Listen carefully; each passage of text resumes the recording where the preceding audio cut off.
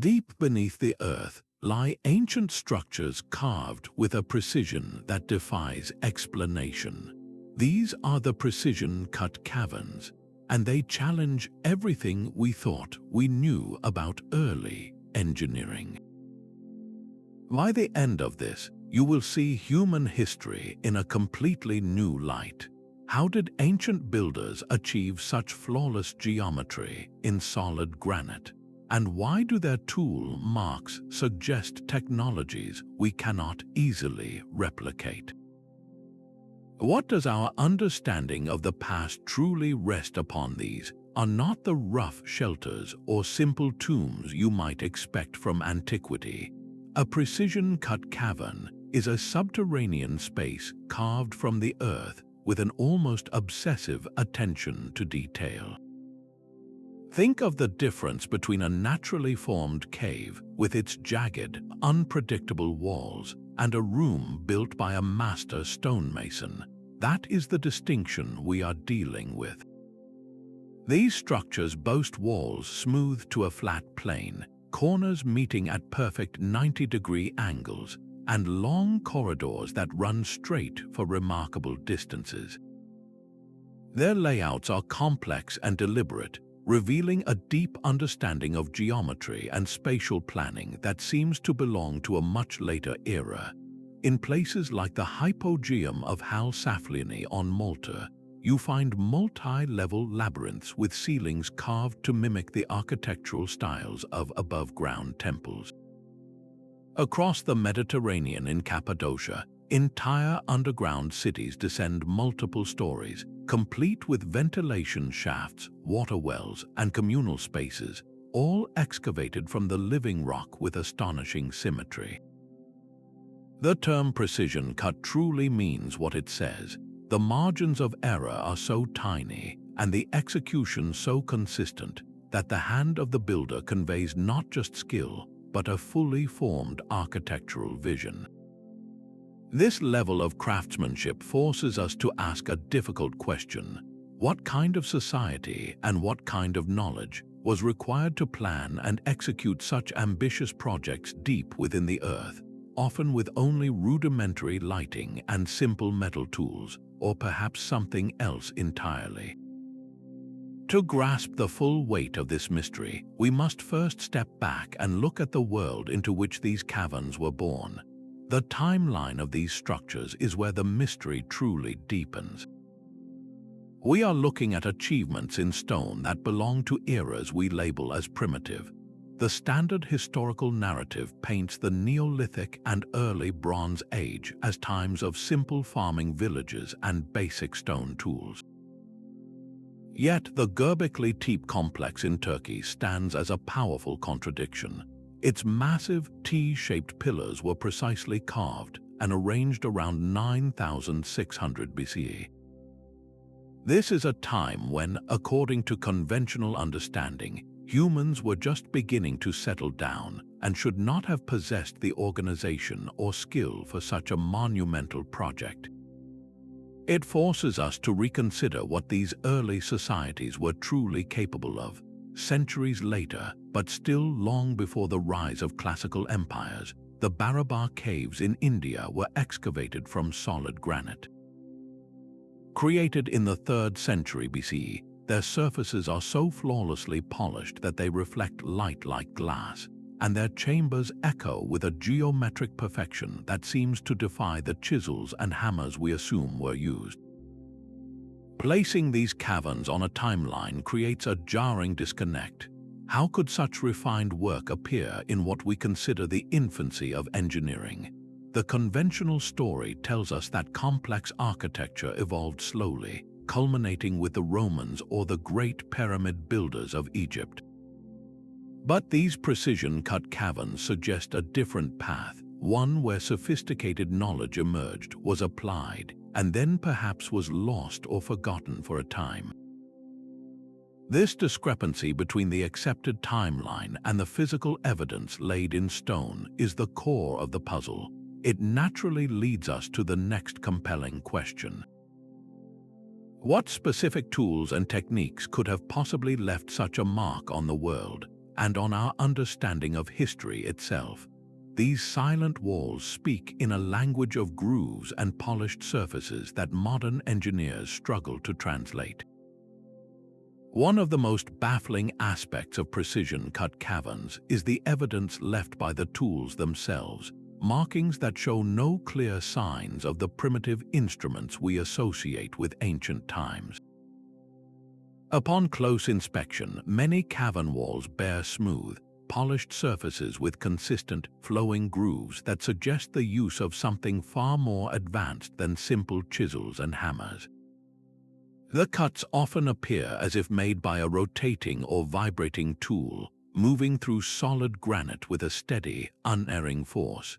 In the Serapeum of Saqqara in Egypt, for example, you find giant sarcophagi carved from a single block of immensely hard stone like rose quartz.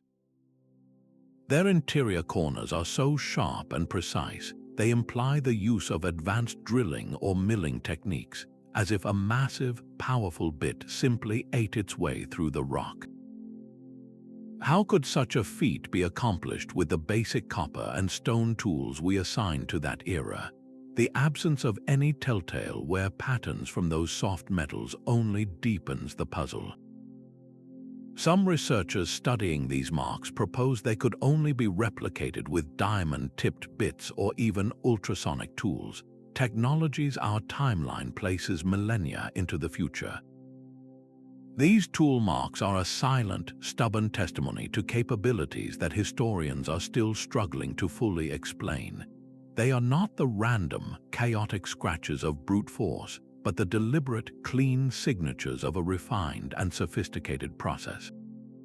As we ponder these mysterious techniques, we must also turn our attention to the invisible framework that guided the builder's hands, the mathematical principles encoded within the very designs of these spaces. This geometric mastery is etched into the stone itself, a silent language of circles, squares, and perfect angles. The layouts of these caverns are not random.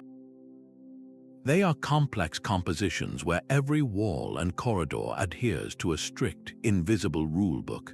Rooms are shaped as flawless circles or perfect squares, their dimensions often aligning with sacred ratios like the golden mean, a mathematical proportion celebrated for its aesthetic harmony. Long passageways maintain an unwavering width and direction, sometimes for hundreds of feet, as if drawn by a giant straightedge. This points to the use of standardized units of measurement and advanced planning tools far beyond a simple knotted rope. At the Hypogeum in Malta, certain chambers known as the oracle rooms demonstrate an even more profound layer of this knowledge. The walls are curved with such exacting precision that they manipulate sound itself. A whisper spoken in one corner can be heard clearly on the far side of the large hall, an acoustic effect that requires a sophisticated understanding of sound wave behavior. How did ancient builders learn to engineer resonance into solid rock? Furthermore, the alignment of many of these sites with celestial events adds another dimension to their genius. Specific corridors or openings might be positioned to catch the light of the solstice sun or a significant star, transforming the cavern into a giant underground observatory. This reveals a culture where the architect was also an astronomer and a philosopher, blending engineering, science, and spirituality into a single, harmonious practice. Such intricate design could not have been improvised. It implies the existence of detailed blueprints or scaled models, a master plan conceived long before the first hammer struck stone. This level of foresight raises profound questions about the transmission of knowledge in the ancient world.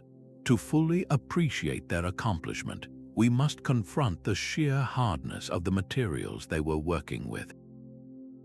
Granite does not yield easily. This stone, with a hardness that rivals steel, forms the very heart of many precision-cut caverns. To carve into it is a battle of wills, a contest between human ingenuity and the enduring strength of the earth.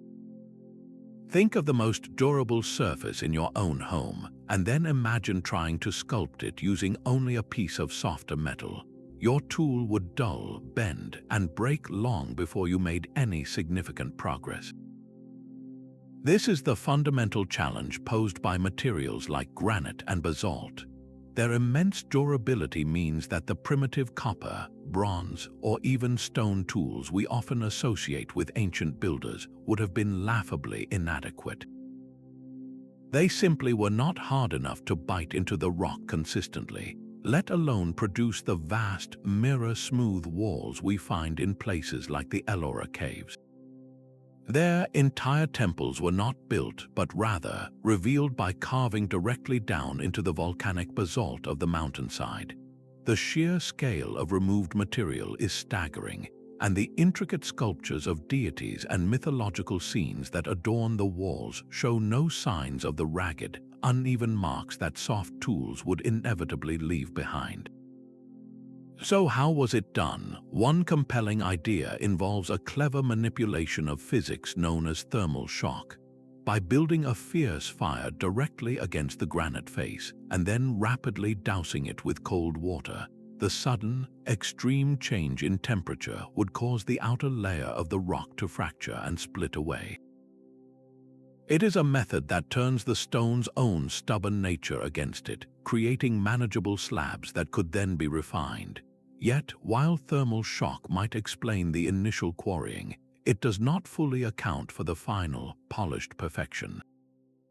Other, more speculative theories suggest the ancient artisans might have possessed a lost chemistry, a plant-based or mineral paste that could temporarily soften the surface of the granite, allowing it to be shaped more easily before hardening back to its original state.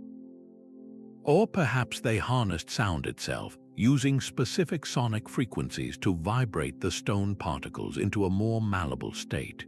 While direct evidence for these methods remains elusive, the very fact that we must consider them speaks volumes. The consistent, high-quality work across these immense subterranean complexes points to a repeatable, reliable process, not a lucky accident. The builders clearly possessed a systematic and effective way to persuade the hardest stones to yield, a technological secret that seems to have vanished from history. And once these perfectly shaped blocks were freed from the living rock, an equally daunting task awaited, moving them into place. The sheer volume of stone removed to create these underground worlds is almost beyond comprehension. At the underground city of Derinkuyu in Turkey, which plunges 18 stories deep, the amount of excavated rock is staggering. Picture moving enough material to fill several large sports stadiums all by hand from the confines of a dark, twisting labyrinth. This was not a haphazard digging operation. It was a meticulously managed logistical nightmare, requiring a constant, organized flow of workers moving debris out and supplies in. The disposal of this mountain of rubble itself is a silent mystery, as there are no vast spoil heaps surrounding the site today, suggesting a highly efficient system for repurposing or secretly dispersing the waste. But the challenges did not end with simply hollowing out the space. Within these depths, the builders integrated monumental functional elements. Massive, circular stone doors weighing several tons each were perfectly balanced on central pivots. A single person could slide them shut, sealing a passageway against any threat. How were these colossal plugs shaped, moved into position, and set onto their pivots with such flawless balance in the pitch black? The placement of immense load-bearing pillars, carved directly from the living rock, required an intimate understanding of structural forces to prevent a catastrophic collapse. This points to the use of sophisticated lifting devices, complex pulley systems, and lever mechanics that we do not typically credit to these early periods. The coordination needed for such feats in cramped, torch-lit quarters speaks of a society with advanced project management. There must have been master planners, foremen, and specialized labor rules, a level of social organization we usually reserve for the great empires of the classical age. This forces a profound question. What powerful motivation could compel an entire community to undertake such a back-breaking, multi-generational endeavor, dedicating centuries to a project hidden entirely from the sun? The immense effort of carving these underground worlds only makes sense when we understand what they meant to the people who built them. These were not just architectural projects, they were the physical embodiment of belief, a bridge between the earthly world and the divine. For ancient societies, the very act of cutting into the living rock may have been a sacred ritual in itself, a way to connect with the powerful forces they believed resided within the earth. The precision of the geometry was not merely for show, it was a reflection of cosmic order, bringing the perfect harmony of the heavens into a tangible, human-made space. On the islands of Malta, the Hypogeum is deeply intertwined with the worship of a mother goddess, a figure representing life, death, and rebirth. The careful layout of its chambers, the acoustic properties designed to carry chanting, and the presence of ceremonial resting places all point to a space where the community navigated the most profound mysteries of existence. The flawless execution of the architecture was an offering, a way to honor the divine with the highest level of human craftsmanship. In India, the breathtaking rock-cut temples at Ellora and Ajanta were not built but revealed, as if the gods themselves were being uncovered from within the mountain. The incredible labor of carving intricate statues and pillared halls was an act of devotion, a spiritual offering made manifest through stone. Why choose such hidden, inaccessible locations? The secrecy and the immense difficulty involved suggest these sites were central to a community's very identity. They were places of power, knowledge, and refuge, possibly used during times of hardship when the world above became unstable. This spiritual purpose transforms our view of these caverns from mere engineering puzzles into profound expressions of human aspiration. They show us a people striving to create a permanent, perfect sanctuary for their most cherished beliefs. This dedication to preserving their worldview for the future raises a final, crucial question. How was such sophisticated knowledge, both technical and spiritual, protected and passed down through the generations without being lost? The flawless geometry found in caverns from Malta to India suggests a system of knowledge far more robust than any single project. This consistency in precision across vast distances and centuries points to a formal process of transmission, a way to teach complex engineering principles from one generation of artisans to the next. Without widespread written language, this sophisticated know-how could not simply be written down in a manual. Instead, it was likely embedded within the culture itself, passed on through meticulous apprenticeships where a master builder would teach a student not just how to strike a stone, but how to listen to it, how to visualize the final form hidden within the raw rock. This knowledge may have been encoded in oral traditions, recited as sacred stories or chants that contained mathematical formulas disguised as poetry. We see hints of this in the symbolic art adorning many sites, where recurring geometric patterns might have served as both spiritual symbols and practical blueprints for proportions and angles. The appearance of similar design principles, like specific ratios for room dimensions, in Celtic underground structures and those of the distant Mediterranean hints at a possible web of shared innovation. This challenges the old idea that technological progress was a straight, isolated line of advancement. It suggests instead a network where concepts could travel along ancient trade routes, carried by migrating artisans or shared during cultural exchanges. Yet, if this knowledge was so carefully preserved and so widely spread, its eventual disappearance is all the more puzzling. Why did the ability to carve with such perfection fade from the world? The answer may lie not in the knowledge itself, but in the societies that held it. Periods of great hardship, whether from shifts in climate, the strain on resources, or broader regional instability, could have disrupted these delicate chains of apprenticeship. When a community's survival is threatened, the long and arduous training required to master such a craft can become a luxury it can no longer afford. Priorities shift from creating perfect sanctuaries to securing food and safety, and over generations, the most refined techniques can simply be forgotten.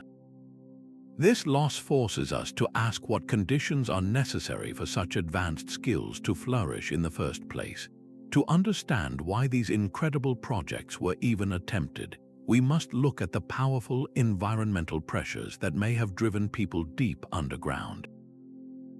These underground cities were living, breathing ecosystems designed for long-term survival.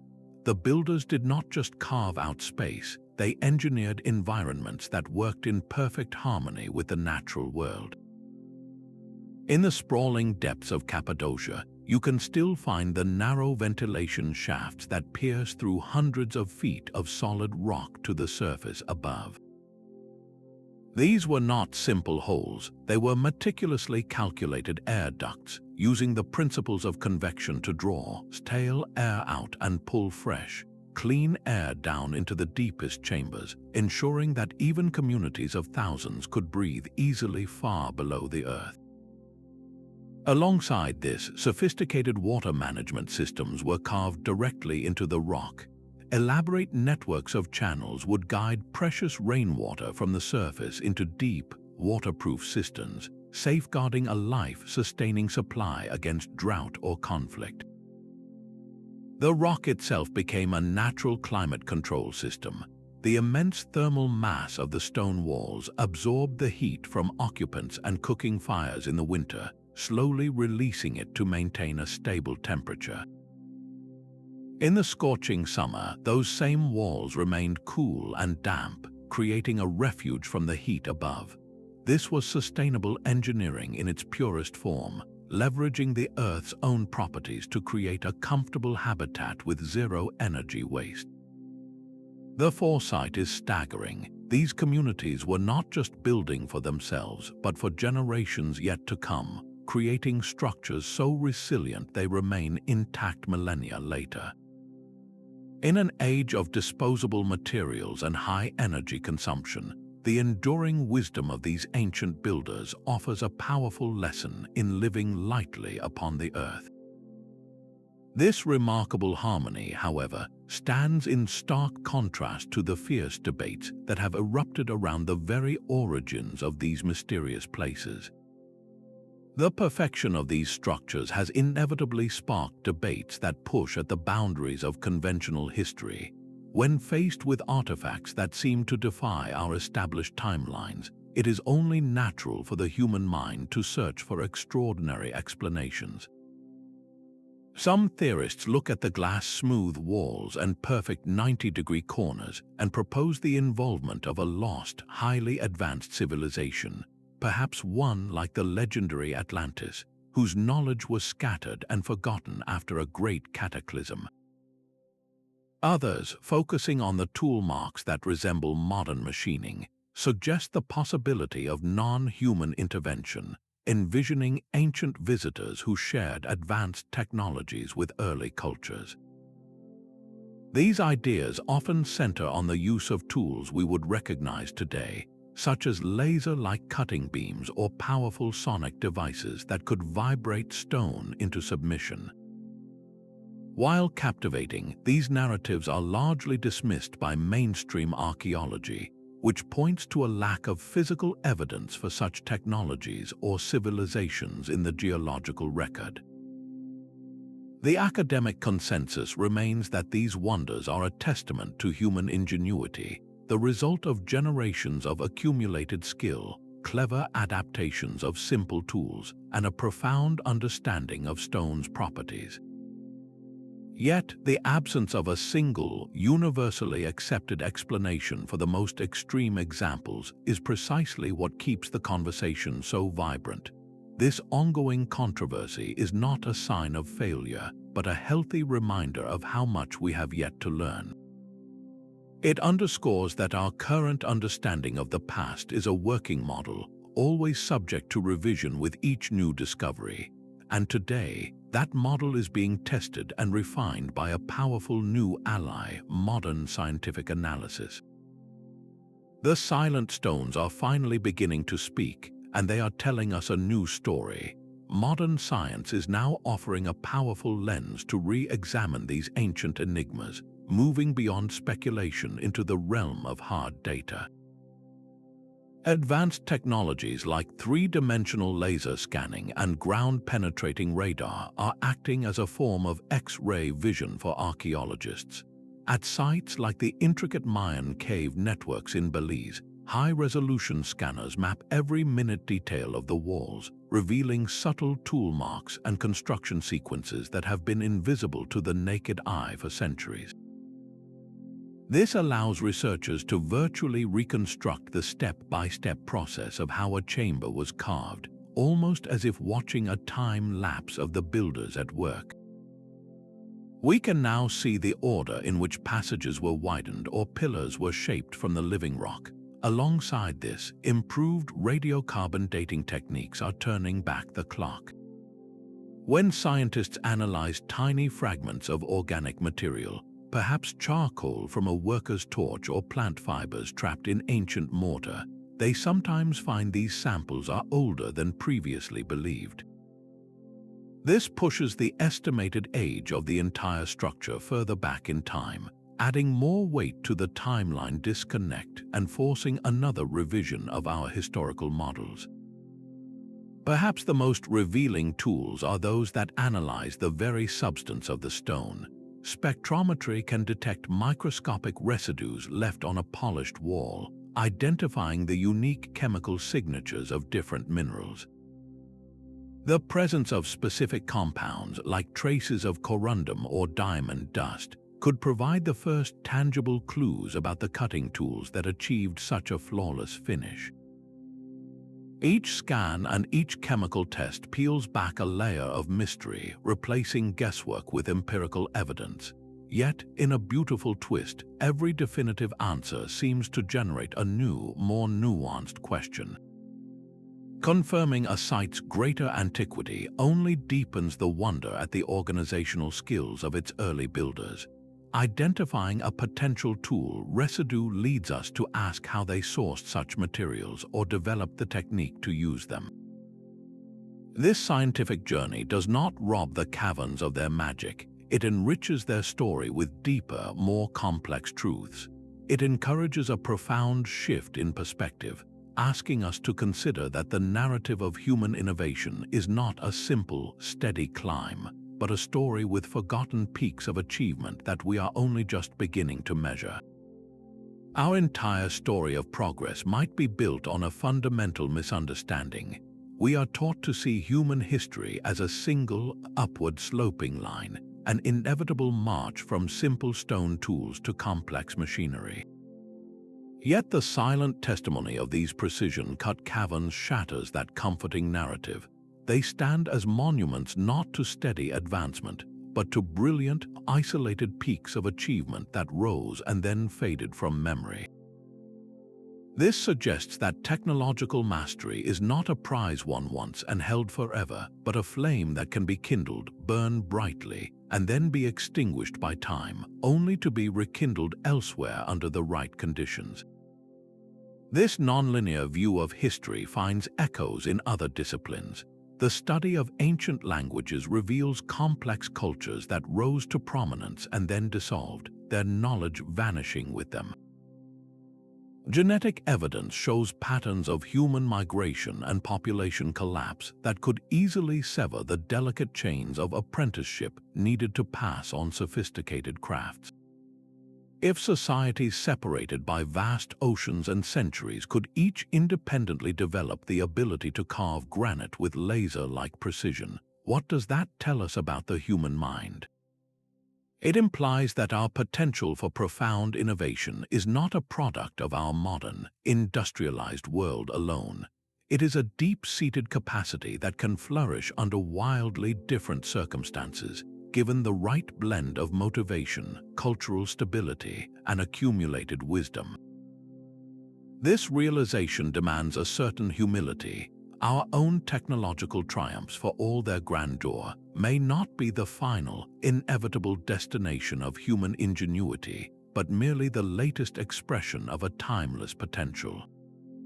More importantly, it opens a fascinating door to the past as a source of solutions for the future. The passive climate control and perfect water management of these underground cities offer masterclasses in sustainable living. Their builders achieved resilience and harmony with their environment using nothing but stone, geometry, and a deep understanding of natural forces. By acknowledging these forgotten capabilities, we enrich our appreciation for the incredible diversity and resilience of human cultures. We begin to see a global tapestry of innovation, where knowledge was not merely passed along a single thread, but woven and rewoven in beautiful, complex patterns across the ages. This pattern of isolated genius is not unique to these hidden caverns, but finds a stunning parallel in the most iconic ancient structures ever built. The same fingerprints of a forgotten genius appear on monuments across the globe. When we place the precision-cut caverns beside other ancient marvels, a startling pattern emerges. The Great Pyramid of Giza, with its blocks fitted to within a fraction of a millimeter, echoes the seamless joints of an Inca wall. The towering moai of Easter Island, transported miles across rugged terrain, reflect the same logistical nightmare as moving multi-ton stone doors deep underground. These sites, separated by vast oceans and centuries, seem to whisper a shared secret about the capabilities of their creators.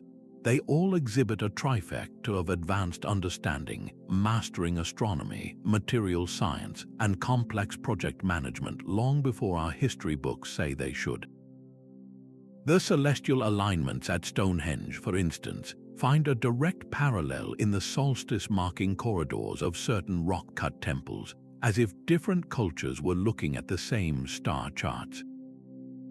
This is not about a single lost civilization, but about a recurring theme in the human story. The polygonal stonework in Cusco, Peru, where massive, irregularly shaped blocks lock together without mortar in a perfect, earthquake-resistant puzzle, uses the same underlying principle of interlocking force and perfect contact that we see in the stabilized walls of underground cities. It is a universal solution to a universal problem, discovered independently or perhaps shared along invisible routes of ancient travel. By comparing these wonders, we start to see a tapestry of global innovation. The challenges of quarrying, moving, and shaping immense stone were solved in remarkably similar ways across different continents, suggesting that the human mind, when faced with a monumental task, converges on a set of elegant and effective principles. These parallels force us to look past the stones themselves and ask a deeper question. What kind of social engine was required to turn such a brilliant architectural vision into a lasting reality? The sheer magnitude of these subterranean projects points to a social engine of immense power and coordination. We must move beyond the stone itself to envision the vibrant, organized community that made it possible. This was not a handful of artisans working in isolation, but a society capable of mobilizing a small army of specialists. Imagine the constant, rhythmic sound of countless hammers striking chisels, the shuffle of feet moving rubble in a dimly lit corridor, and the low murmur of voices coordinating the next cut.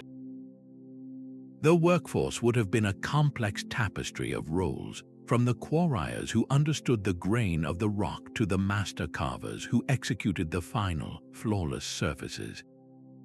There were engineers who calculated structural stresses, overseers who managed food and water supplies for hundreds, and laborers who formed human chains to remove the endless flow of debris. All of this was achieved without a single radio or written memo, relying instead on a shared understanding and a clear chain of command passed through spoken orders and long-established tradition. The social hierarchy that enabled this was likely just as sophisticated as the engineering. At the top sat the master architects, the visionaries who held the grand design in their minds, understanding the sacred geometry and the final purpose of the labyrinth. Beneath them were the foremen and overseers, translating that vision into daily tasks for the teams, ensuring that a perfect angle carved in one chamber matched perfectly with a corridor being excavated 50 feet away. This level of specialization and management is something we typically associate with the pharaohs of Egypt or the emperors of Rome, not with smaller, earlier societies. The evidence from places like the multi-leveled city of Derinkuyu confirms this complexity. Deep within the rock, archaeologists have identified dedicated spaces that functioned as communal kitchens, areas for livestock, and even places of worship. This reveals a society that was not just visiting, but was fully prepared to live and thrive underground for extended periods, a feat that required meticulous advanced planning and a centralized authority to allocate resources fairly. This forces a dramatic reassessment of these early cultures. They were not simple, egalitarian villages, but likely possessed forms of governance and social structure that facilitated unprecedented large-scale cooperation. The true wonder is not just the precision of the carving, but the profound human collaboration that the stone merely echoes. These silent halls are a monument to forgotten project managers and anonymous laborers, whose coordinated effort over generations turned a vision of subterranean order into a breathtaking reality. This immense human effort devoted to creating perfect geometric spaces compels us to ask what powerful beliefs and symbols were important enough to justify such an undertaking. Every wall and corridor was a deliberate expression of a cosmic worldview. The flawless circular rooms found in many of these subterranean spaces are rarely just practical shapes. They are profound symbols, likely representing the endless cycle of life, death, and rebirth, or perhaps the celestial dome of the heavens themselves. A long, perfectly straight passage descending into darkness was not merely an entrance. It was a powerful metaphor for a journey into the underworld, a pathway for spiritual transition. For the people who carved them, the act of descending into the earth was deeply sacred, a ritual of initiation where one left the ordinary world behind to commune with ancestral spirits or divine forces. The astonishing precision of the architecture was therefore not just a technical goal, it was a spiritual necessity. The space itself had to be perfect to properly host these profound ceremonies. We see this principle etched into the stones of Newgrange in Ireland. The entrance to this massive, 5,000-year-old structure is crowned by a unique opening called a roof box. During the winter solstice, a shaft of sunlight passes through this precise slot, traveling down the long, narrow passage to illuminate the central chamber deep within the mound. This breathtaking event, which lasts for only a few minutes, transforms the tomb into a celestial clock and a temple of light. The spiral and diamond carvings that cover the interior stones are not random decorations. They are a complex language of symbols believed by researchers to map the sun's journey, represent the cycles of time, and tell the stories of a mythological past. This symbolic layer elevates these sites from simple shelters or tombs into something far richer. They become three-dimensional cultural texts, carefully encoding an entire society's knowledge, values, and vision of the universe in unyielding stone. To read these texts, we cannot rely on engineering alone.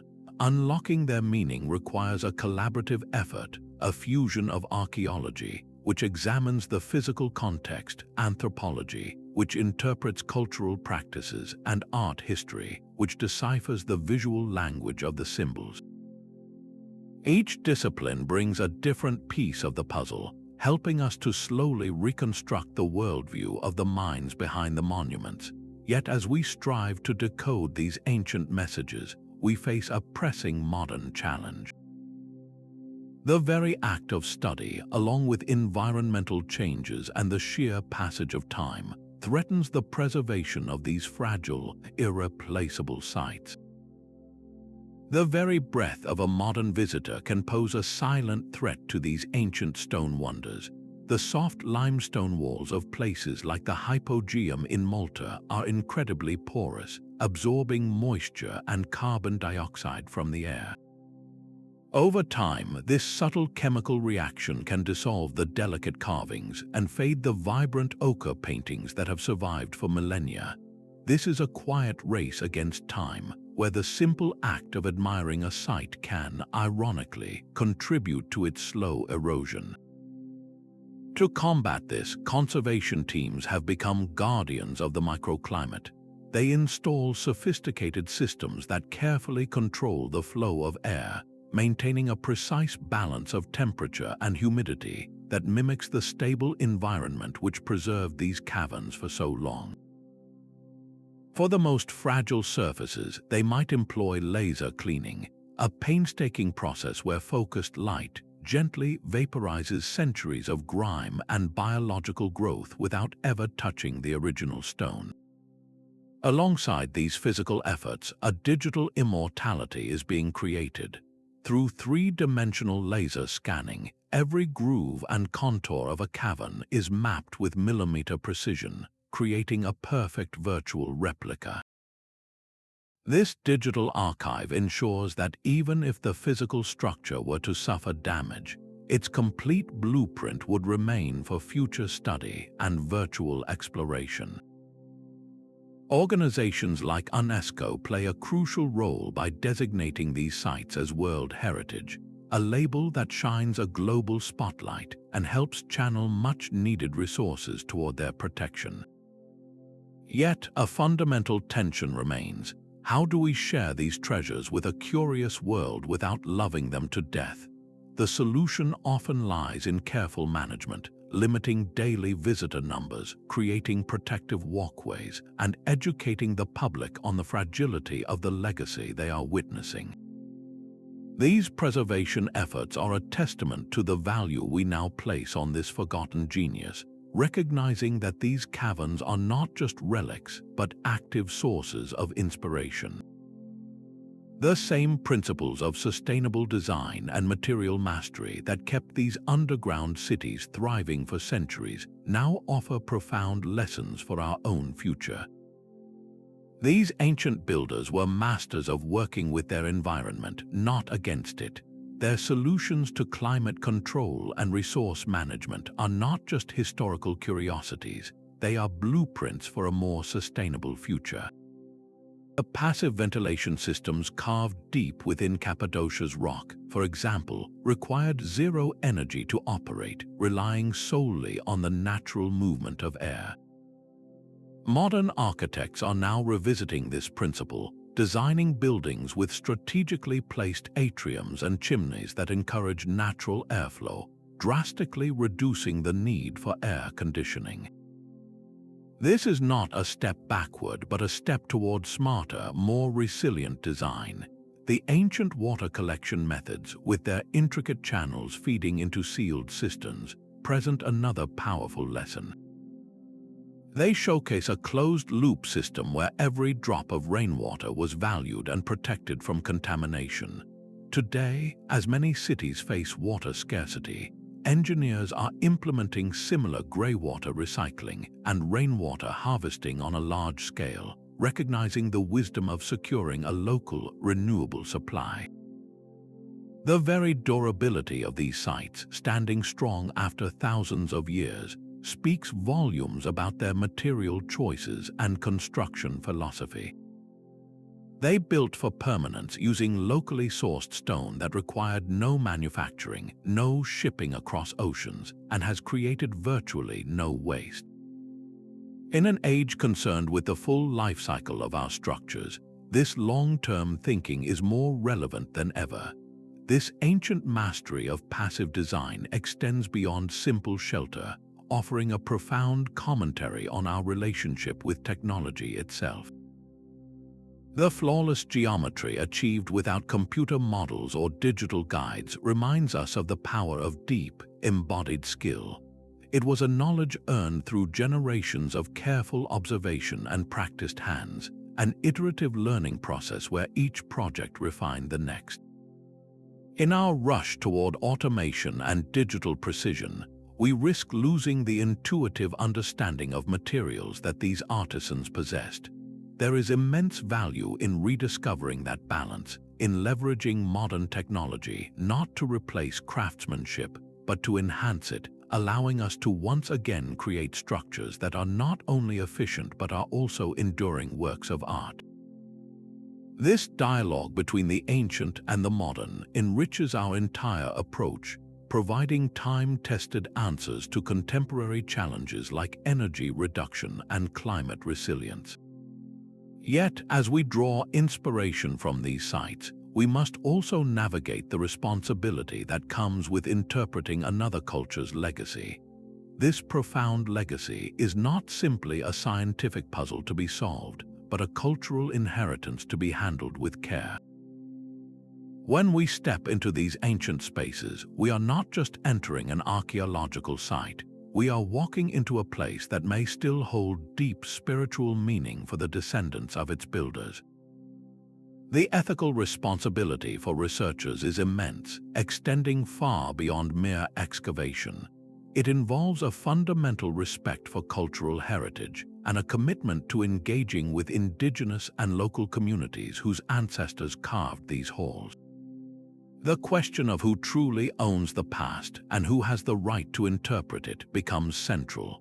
For many indigenous groups, a precision-cut cavern is not a relic. It is a living library, a sacred memorial, or a direct link to their lineage.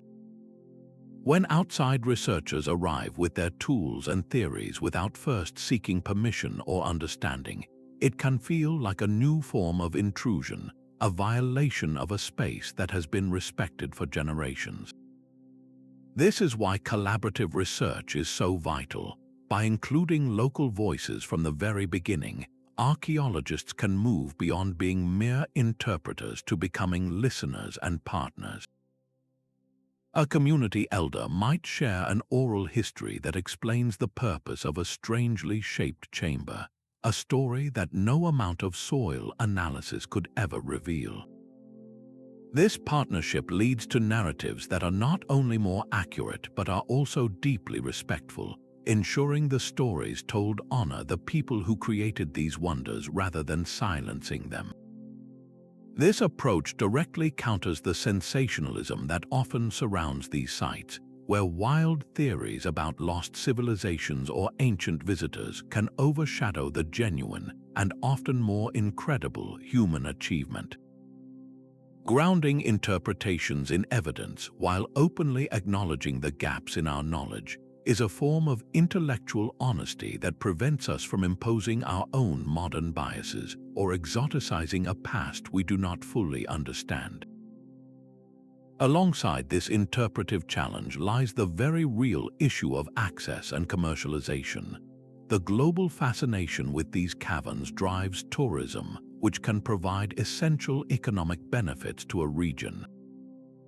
Yet, without careful management, this attention can cross into exploitation.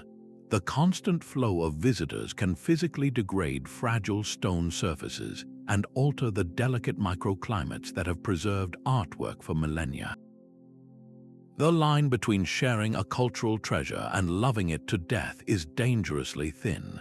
Ethical stewardship means implementing visitor limits, creating sustainable revenue models that directly support local communities, and ensuring that media portrayals do not reduce a sacred space to a mere backdrop for entertainment. Upholding this comprehensive ethical framework is not a peripheral concern.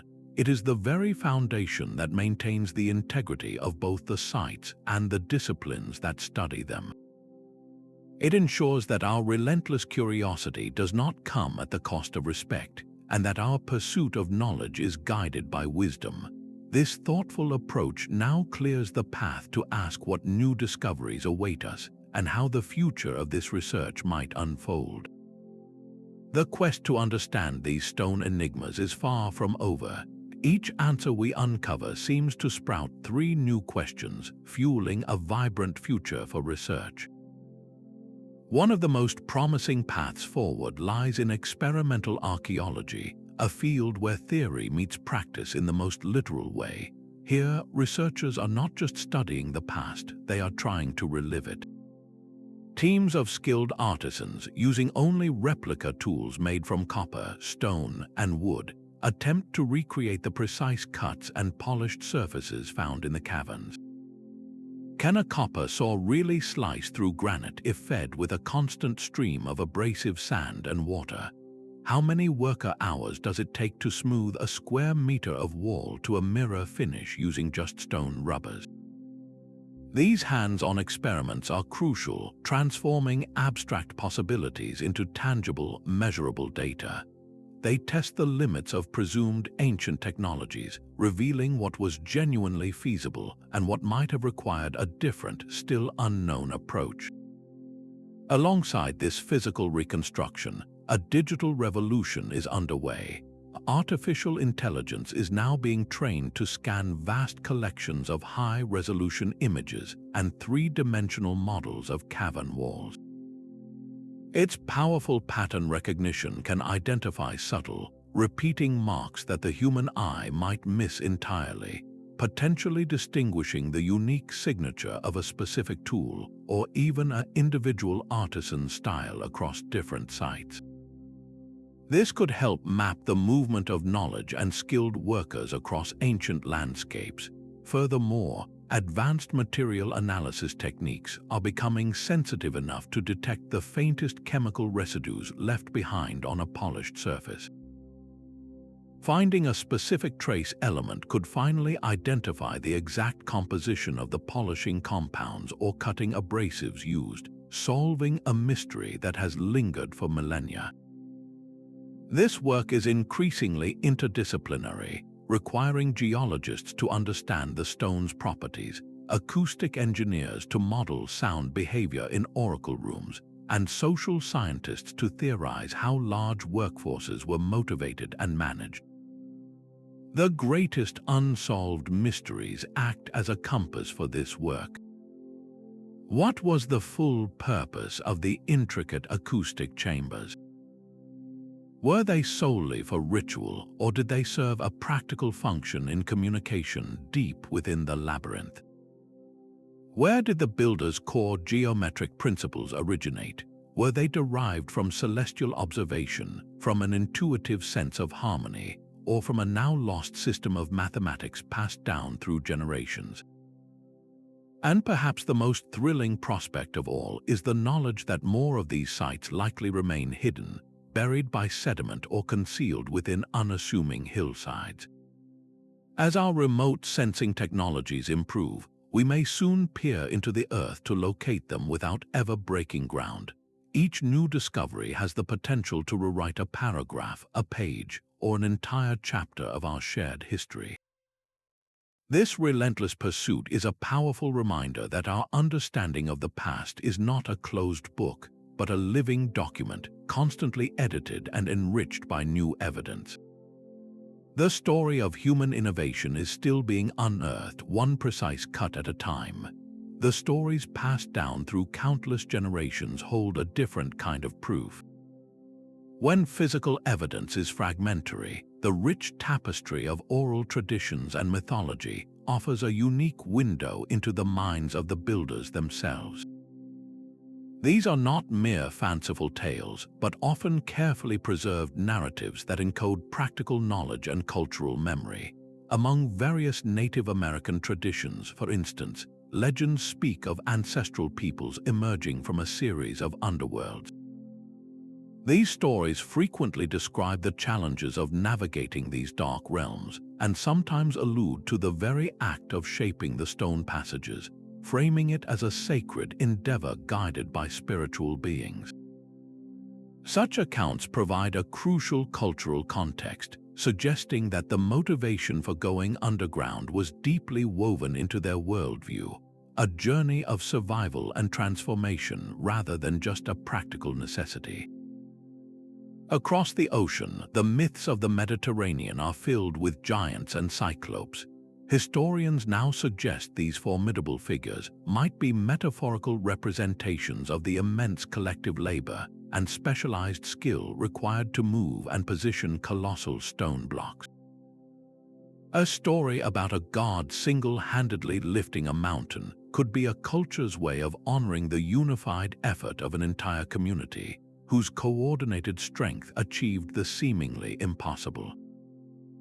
By treating these narratives as a form of historical record, researchers can cross-reference the descriptions of tools or techniques with archaeological finds. A legend that speaks of a singing stone or a fire that does not burn might be a poetic clue to a lost sonic or thermal quarrying method. This interdisciplinary approach, which bridges the gap between the hard data of science and the nuanced interpretation of the humanities, allows for a more holistic understanding. It moves beyond how a structure was built to explore why it was built and what it meant to the people whose lives were dedicated to its creation. The true genius of these ancient cultures may lie not only in their engineering, but in their sophisticated systems for preserving that very knowledge within the enduring vessel of story. This shift in understanding is quietly rewriting the stories we tell ourselves about human origins. As research into precision-cut caverns reaches a wider audience, it chips away at the outdated image of our ancestors as simple brutes struggling for survival. Instead, a more compelling picture emerges, one of ingenious problem solvers whose intellectual and artistic achievements rival their physical endurance. This new narrative is taking root far beyond academic journals, finding a home in popular documentaries and museum exhibits that capture the public imagination. You can now stand in a museum and don a virtual reality headset, suddenly transported into the heart of an ancient underground city. You can look up at a towering, digitally reconstructed pillar in a chamber you may never be permitted to physically enter, gaining an intimate sense of the scale and precision that photographs alone cannot convey. These interactive experiences do more than just entertain. They build a bridge of empathy and connection across thousands of years. They allow us to appreciate the sophistication of these cultures on their own terms, fostering a deep respect for the diverse paths that human innovation has taken. In classrooms, this material is proving to be a powerful catalyst for curiosity. When students learn that a society from 5,000 years ago could engineer perfect acoustics or a passive air conditioning system, it challenges them to think differently about the very definition of technology.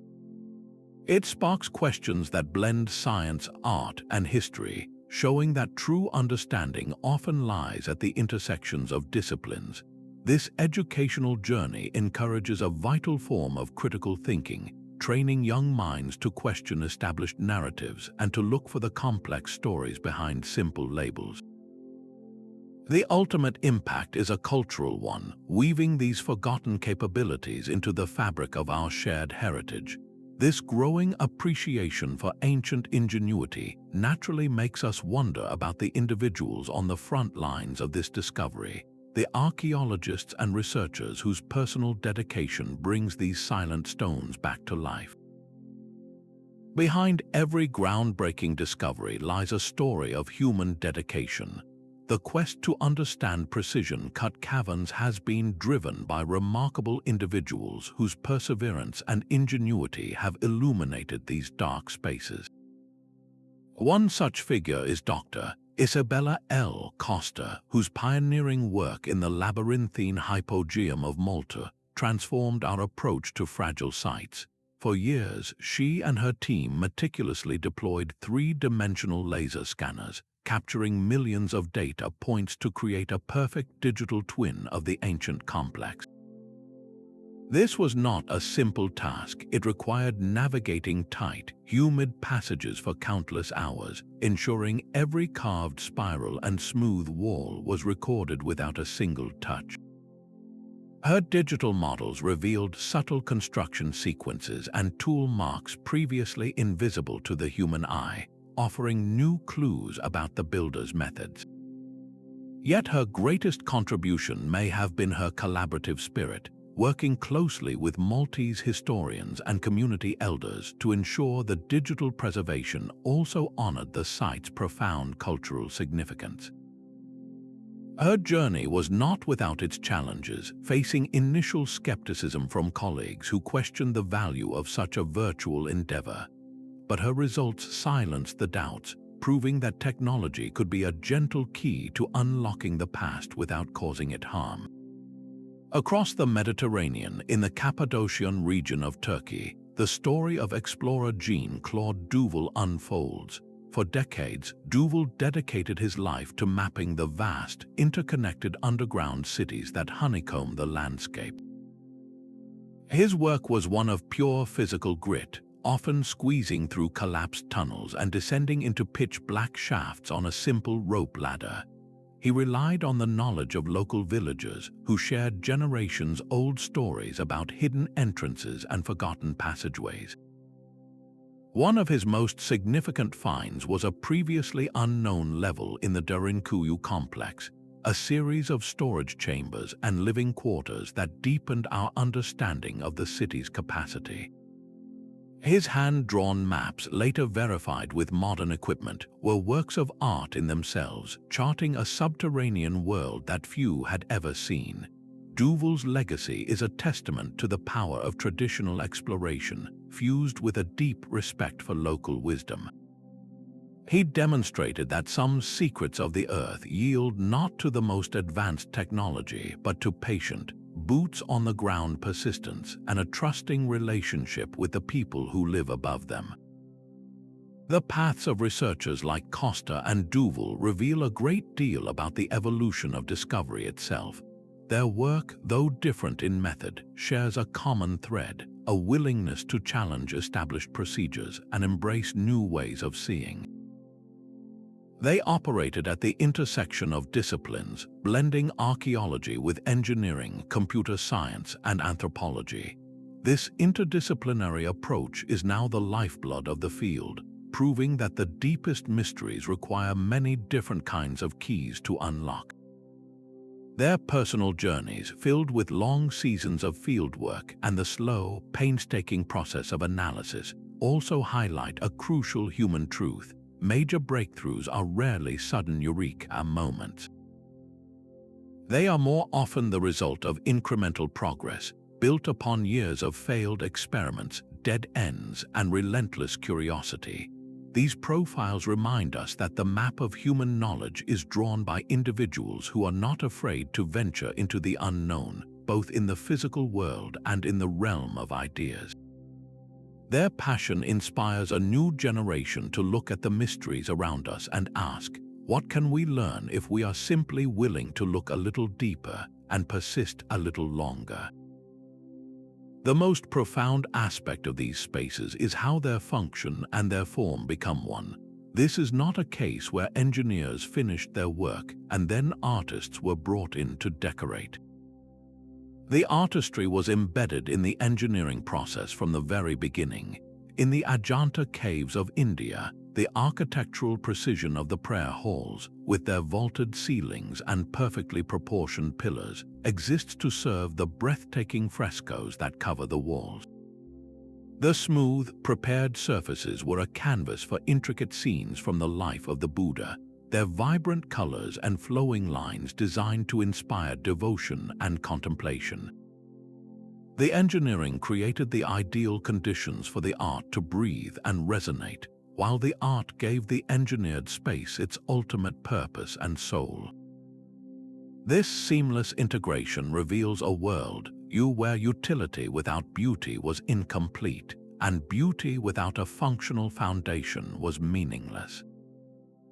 Even the most practical elements were imbued with an artistic touch. A simple stone staircase was not merely carved for ascent. Its steps might be gracefully curved, their edges softened with a decorative chamfer. A structural pillar would be transformed into a sculpted deity, its form both holding up the ceiling and embodying a divine presence. The rhythmic patterns left by chisels and polishing stones are not just evidence of technique, they are the lasting signature of the artisan, a textured canvas that catches the light and gives the stone a living quality. This holistic approach challenges the modern separation of disciplines, where an architect, an engineer, and an artist are often distinct roles. For these ancient builders, these minds were unified. The person who calculated the structural load of a chamber was the same person, or worked hand in hand with the person who envisioned the symbolic carvings that would adorn it.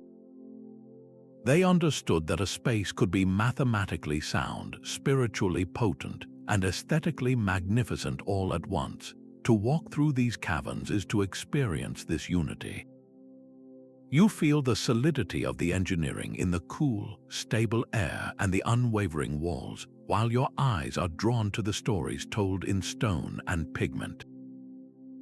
It is an invitation to perceive these creations not as separate puzzles of how they were built, but as complete works of integrated genius, where every cut and every curve was an expression of a culture's highest aspirations. Our journey through these underground marvels brings us to a final, humbling reflection. These silent, enduring halls are more than just a challenge to our historical timelines. They are a mirror reflecting the incredible breadth of human potential.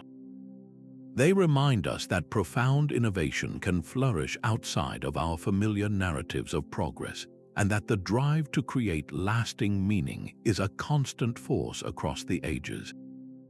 The true legacy of the precision-cut caverns is not a single-answered question, but a renewed sense of wonder at the forgotten chapters of our own story, and a deeper appreciation for the timeless dialogue between human hands and the enduring earth. The walls of these caverns hold a silent message for all of us.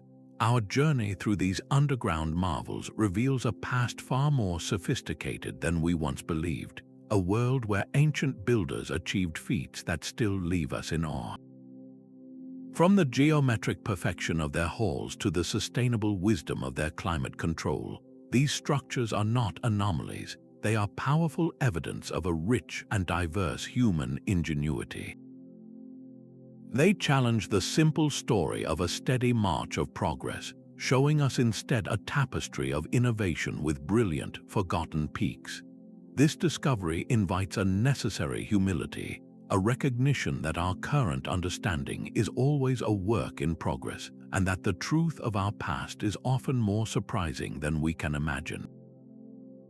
As you reflect on these ancient wonders, consider what they might teach us about our own relationship with technology and creativity.